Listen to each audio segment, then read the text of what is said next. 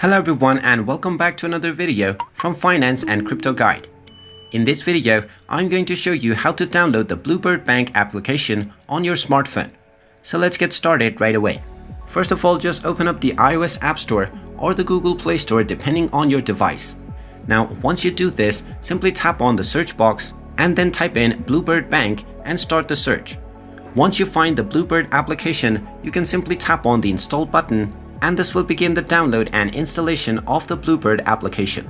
Just wait for a while until the installation is completed, and once it is, you will see the open button. You can then simply tap on it to open up the app and then proceed with logging in to your account.